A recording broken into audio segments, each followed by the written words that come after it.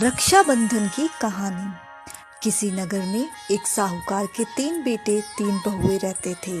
साहूकार की सबसे छोटी बहू बहुत सुशील और संस्कारी थी, साथ ही वो भगवान श्री कृष्ण की अनन्य भक्त थी।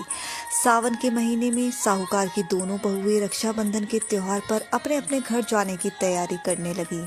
सुबह जल्दी उठकर घर का सारा काम करने लगी तो छोटी बहू ने पूछा, क्या बात है दीदी, आज इतनी जल्दी जल्दी काम क्यों कर रही हो? तो उसकी जेठानियाँ बोली, कल रक्षाबंधन का त्योहार है, हम सभी को अपने अपने भाई के राखी बांधने अपने पीहर जाना है। तेरा तो कोई भी नहीं है, तू क्या जाने रक्षाबंधन के त्योहार का महत्व, भाई बहन के रिश्ते का महत्व। छोटी बहू को ये बात बहुत बुरी लगी और वो भगवान श्री कृष्ण की प्रतिमा के समक्ष खड़ी होकर खूब रोई और बोली, यदि मेरा कोई भी होता तो आज मैं भी अपने पीहर जाती। अगले दिन रक्षाबंधन का त्योहार था। सुबह सुबह उसके घर उसके दूर के रिश्ते का एक भाई आया और आकर साहूकार से बोला, ये मेरी बहन है, मैं इसके दूर के रिश्ते का भाई हूँ और इसे रक्षाबंधन के त्योहार पर अपने साथ अपने घर ले जाने आया हूँ। तब साहूकार का बेटा बोला, लेकिन इसका तो कोई भाई नहीं है, तुम कौन हो? उसके समझाने पर साहूकार और उसका बेटा मान गया और छोटी बहू को उसके साथ भेजने को तैयार हो गए। परंतु छोटी बहू के पति के मन में कुछ शंका थी।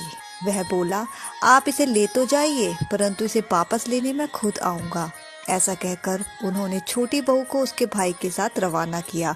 रास्ते में चलते चलते छोटी बहू ने अपने भाई से कहा, भैया तुम इतने सालों तक कहाँ थे और पहले मुझसे रक्षाबंधन पर कभी राखी बंधवाने क्यों नहीं आए? तो उसका भाई बोला, बहन मैं 7 समुंदर पार प्रदेश में कमाने गया था।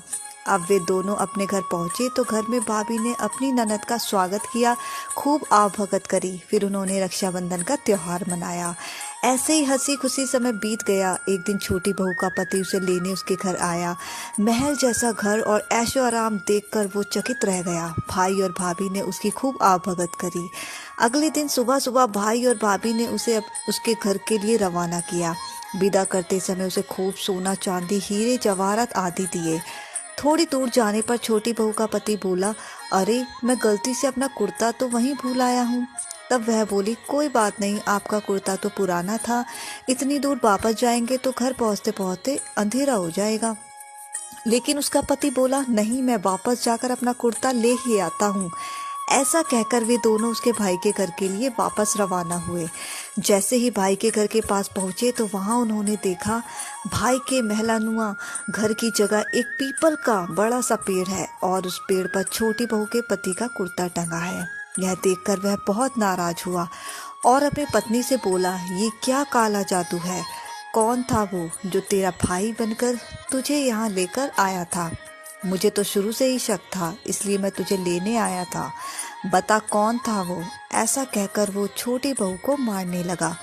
इतने में तेज प्रकाश के साथ भगवान श्री कृष्ण वहां स्वयं प्रकट हुए और बोले, मत मारो इसे, ये मेरी बहन है, हर साल रक्षाबंधन के त्योहार पर ये मुझे राखी बांधती आई है और अब मैं इसका भाई होने का फर्ज निभा रहा हूँ। इसे मैंने अपनी बहन माना है। छोटी बहू और उसका पति हाथ जोड़कर श्री कृष्ण के चरणों में गिर गए। जय श्री कृष्णा।